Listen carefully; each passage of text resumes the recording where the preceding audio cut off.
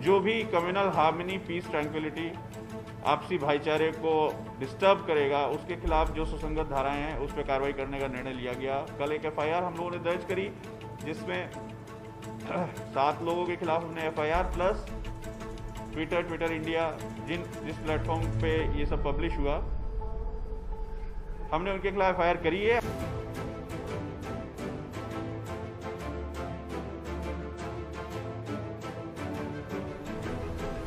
ऐसा उनको लगता था कि नुकसान पहुंचाने के उद्देश्य से हमें गलत तावीज बना करके दिया गया, हमारे किसी दुश्मन के साथ मिल करके।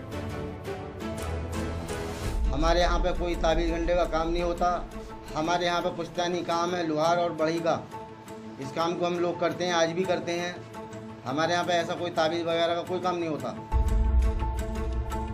घटना व्यक्तिगत विवाद के कारण हुई है तथा विपक्षीगण हिंदू और मुस्लिम दोनों ही संप्रदायों से संबंधित है। कॉरपोरेशन तथा Twitter communication India private limited द्वारा भी उक्त धार्मिक संवेदनशील झूठे ट्वीट्स को हटाने के लिए भी कोई कार्रवाई नहीं की गई, जो उनका कर्तव्य एवं जिम्मेदारी थी।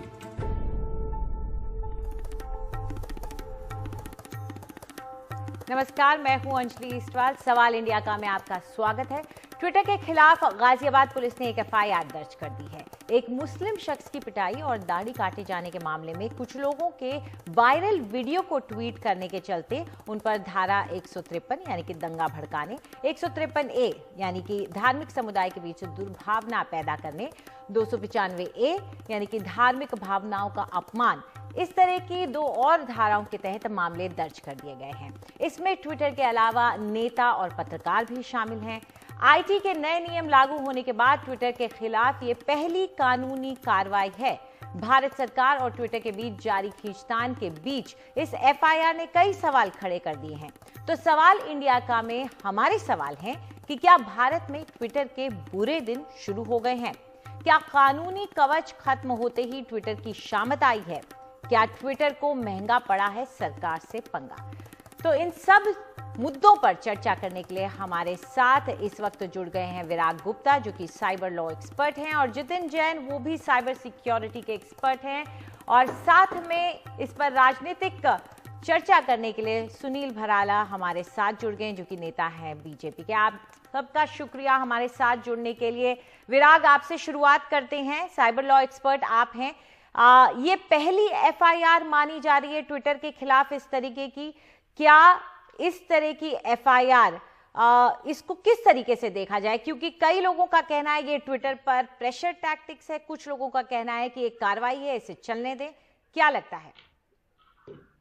चलो अभी इस पर बहुत दिनों से कई सारी सोशल मीडिया कंपनियों के खिलाफ अलग अलग प्रदेशों में एफआईआर हुई हैं और वो रद्द भी हुई हैं, लेकिन इसके 2 बड़े पहलू हैं। पहला पहलू है कि सरकार की कार्रवाई को कानून के हिसाब से कैसे देखा जाए और इसका सोशल मीडिया कंपनियों पर क्या प्रभाव पड़ेगा। अगर दूसरे सवाल का जवाब पहले दिया जाए तो अगर ट्विटर पर ये जो कार्रवाई हो रही है तो आगे चलकर ऐसी ही कार्रवाई गूगल, फेसबुक, व्हाट्सएप, अमेजन सारी कंपनियों के खिलाफ करनी ही होगी, क्योंकि ये सारी कंपनियां ना ही आईटी एक्ट के नियम को मानती हैं, ना ही नए नियमों को मानती हैं। इसलिए ट्विटर अकेले को सिंगल आउट नहीं किया जा सकता। अब अगर सरकार की कार्यशैली को देखा जाए तो सरकार जो है वो सरकार संविधान की शपथ लेती है और शपथ के 2 हिस्से हैं।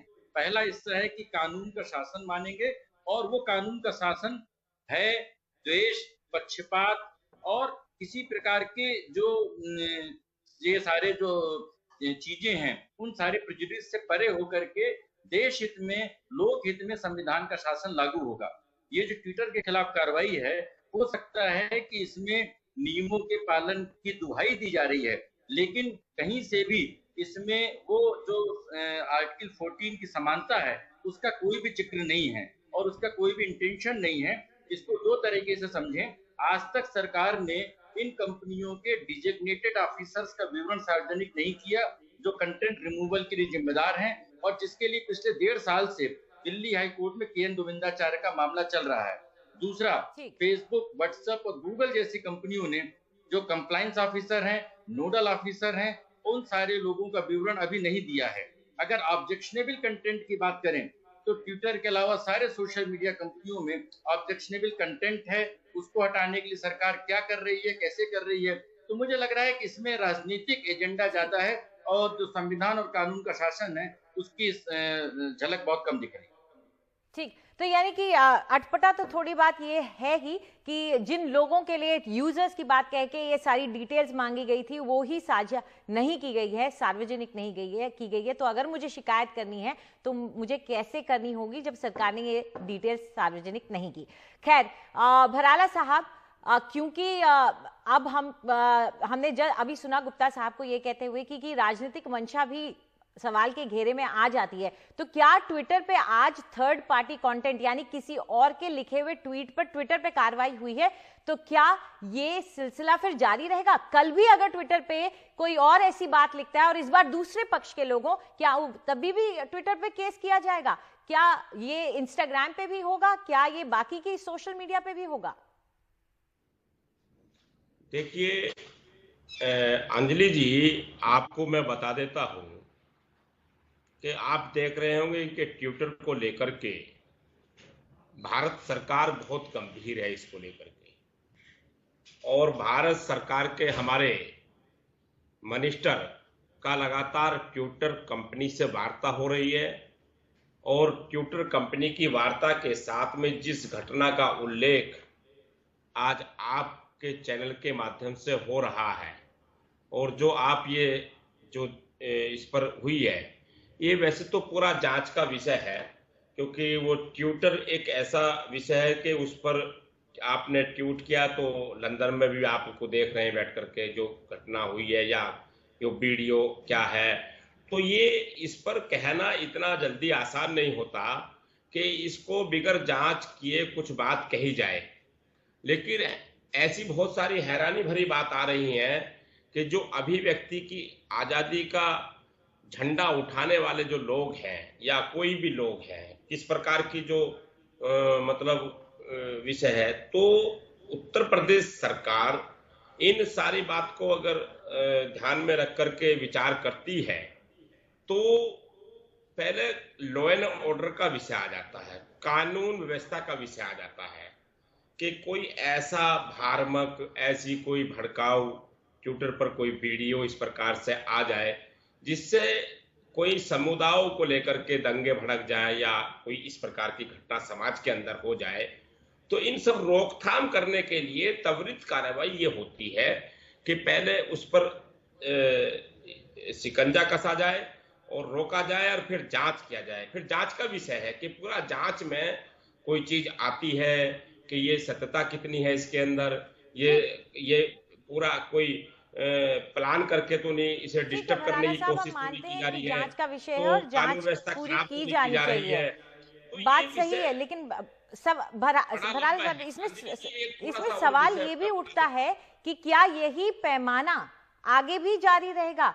क्या यही जब दूसरे टाइप के वीडियो आ जाएंगे जहां पे दूसरे समुदाय को भड़काने वाले वीडियो आ जाएंगे, क्या यही पैमाना जारी रहेगा? क्योंकि ऐसे वीडियो ट्विटर पर हर दिन कम से कम 10-15 आते हैं, तो क्या 10-15 FIR रोज बनेंगी?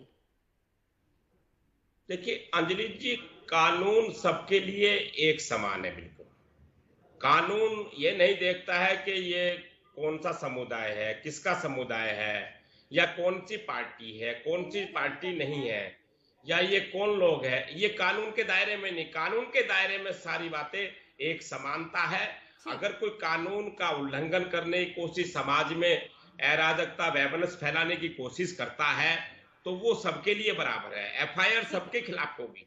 अगर कोई ऐसा पाया जाता है, मैं अगर शब्द का इस्तेमाल कर रहा हूं कि उसमें ऐसा नहीं है कि भाई उसमें चेहरा देख करके होगा कि गुप्ता जी हैं तो गुप्ता जी के खिलाफ नहीं होगा, या फिर फलाने जी हैं तो उसके खिलाफ नहीं होगा। ये सारा बिल्कुल स्पष्ट रूप से होगा और इसका बिल्कुल निष्पक्षता से सरकार इसका पालन करेगी और अपने अधिकारियों को निर्देश इस पर है कि कानून के राज को पालन करना हमारी प्राथमिकता है। हम उस प्राथमिकता पर संकल्प लिए हुए हैं सभी लोग कि कानून का राज पालन होगा। उम्मीद करते हैं कि आप जो चलिए हम उम्मीद करते हैं, आप कह रहे हैं कि सब एक समान है कानून के सामने और उसी भावना के साथ आगे प्रक्रिया होगी। जितिन जैन भी हमारे साथ हैं, साइबर सिक्योरिटी एक्सपर्ट। जितिन, जो सवाल मैं भराला साहब से पूछ रही थी, थोड़ा उसको टेक्निकल एंगल से आपसे पूछती हूँ कि इतने सारे वीडियोस, इतने सारे ऑब्जेक्शनेबल कंटेंट, कमेंट्स, ट्वीट्स आते रहते हैं, बहुत मुश्किल है कि आप हर किसी पे एफआईआर करते चलें। और दूसरी बात, क्या किसी कोर्ट या गवर्नमेंट एजेंसी ने ट्विटर से चर्चा की इस मुद्दे को लेकर के कि इस वीडियो को उतारा जाए? ये भी अभी साफ नहीं है पूरा। पुलिस कहती है कि उसने ट्वीट किया। क्या इस तरह की कार्रवाई सस्टेनेबल है आगे जाते हुए कि हर बिना हम धर्म का चश्मा लगाए हर किसी के खिलाफ ये कार्रवाई कर सके? क्या मुमकिन है ये? देखिए अंजलि, ये जो दंगे, तो ये तो जो एफआईआर हुई है, ये दंगे के ज्यादा फेक न्यूज के कारण हुई है। एक चीज हमें समझनी होगी, जो सबसे बड़ा मुद्दा है कि विश्व में ये सहमति है कि ये जो सोशल मीडिया प्लेटफॉर्म है, ये खुद न्यूज नहीं बनाते, इसके ऊपर दूसरे लोग कंटेंट डालते, न्यूज डालते, तो जो भी क्रिमिनल लायबिलिटी और कार्रवाई होनी चाहिए वो यूजर्स के ऊपर होनी चाहिए जिन्होंने वो फेक न्यूज या भड़काऊ भाषण डाला। पर उसकी कुछ शर्तें थी कि ये जो सोशल कंपनियां, मीडिया कंपनीज होंगी, वो गाइडलाइंस को फॉलो करेंगी, वो कंटेंट से किसी तरह की छेड़खानी नहीं करेंगी, उसको मॉडिफाई, डिलीट, टैग, मैनिपुलेट का टैग लगा दिया, या वो कंटेंट से कुछ भी नहीं करेंगी। फॉर एग्जांपल, जो हमारा टेलीकॉम सर्विस प्रोवाइडर है या इंटरनेट सर्विस प्रोवाइडर है, हम क्या देखते हैं, किससे बात करते हैं, वो बीच में इंटरफियर नहीं करते। हम जो बात कर रहे हैं उसके लिए जिम्मेदारी पूरी की पूरी हमारी है। कल को वो हमारी बातों को म्यूट करने लग जाए या कॉल को एक्सटेंड करने लग जाए या हमारे को सेंसर करने लग जाए, तो उनकी भी जिम्मेदारी आएगी। इसीलिए सरकार ने कहा था, ये भी तो है ना कि वो कंटेंट पब्लिक में डिसेमिनेट नहीं हो रहा है, वो सार्वजनिक नहीं हो रहा है, सबके पास नहीं जा रहा है, वो इन्फ्लुएंस नहीं कर रहा है किसी को।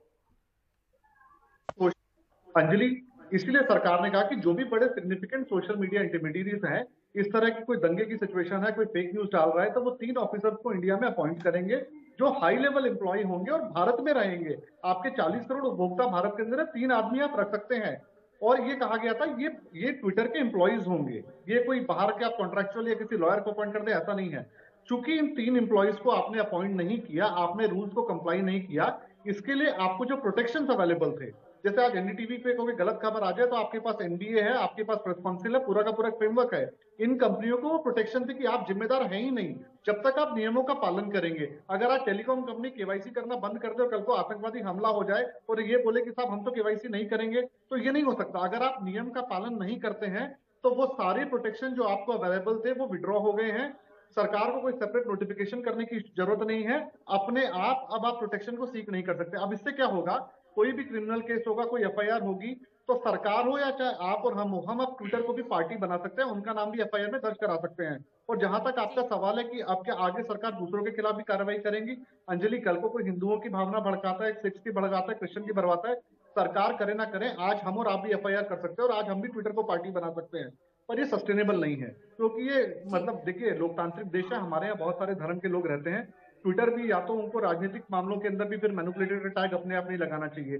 और चलिए मान लीजिए लगाते हैं, कोई पॉलिसी है कि भाई जो न्यूज ट्रेंड कर रही है हम उसको चेक करेंगे, तो ये न्यूज तो सबसे ज्यादा ट्रेंड कर रही थी, यहाँ पे तो किसी की जान जाने की नौबत है, तो उसको भी फिर या तो आपको मैनिपुलेट मार्क करना चाहिए था या कहीं पे भी छेड़खानी ना करें। तो ये ट्विटर को तय करना है कि क्या वो सोशल मीडिया इंटरमीडिएटरी है या फिर एक फॉर प्रॉफिट न्यूज प्लेटफॉर्म है। वो दोनों नहीं चुन सकते कि हम पैसा भी कमाएंगे, कानून भी नहीं मानेंगे, और हमको पैसा अधिकार बराबर के चाहिए पर अनुपालना हम किसी कानून की नहीं करेंगे। हमारे साथ इस वक्त सलमान निजामी भी जुड़ गए, नेता कांग्रेस के, जिनके खिलाफ भी एफआईआर दर्ज की गई है।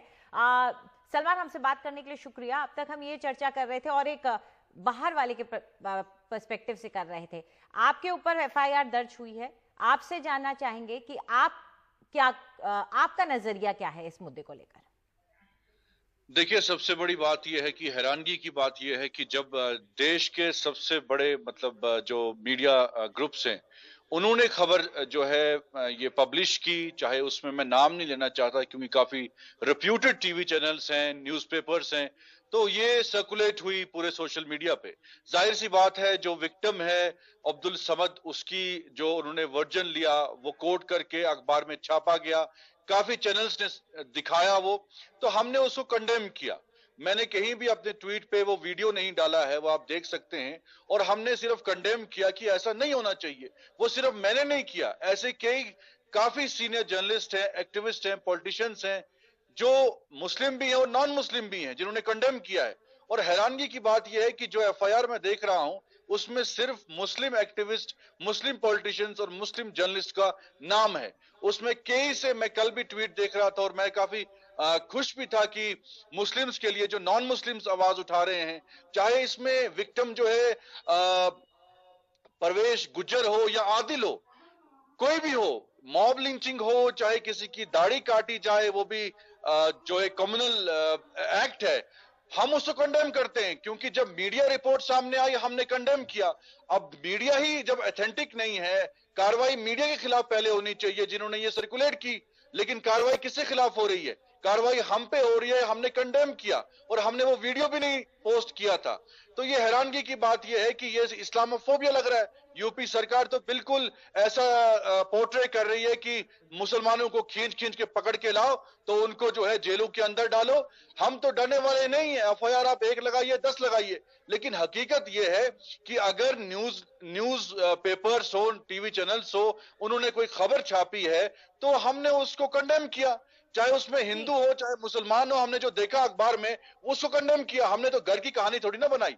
जो विक्टिम ने स्टेटमेंट दिया, ऑफिशियल स्टेटमेंट है, अखबार ने कोट किया है, उसी को हमने कंडेम किया। अब हमारा क्या कसूर? एक टेक्निकल तरीके से देखें तो आपने भी बस एक खबर जो पहले से एग्जिस्ट कर रही थी उसको आगे बढ़ाया है। तो विराग, यहाँ पे वो लोग जिन्होंने दूसरी किसी सोर्स का खबर उठा करके ट्वीट करा या ट्विटर जिसने इस खबर को होस्ट किया, उनके ऊपर कार्रवाई, क्या इस तरह की कार्रवाई सिर्फ हमारे ही आईटी रूल्स में हो रही है या बिग टेक के ऊपर शिकंजा कसने वाले दूसरे देश भी इन चीजों पर नजर डाल रहे हैं?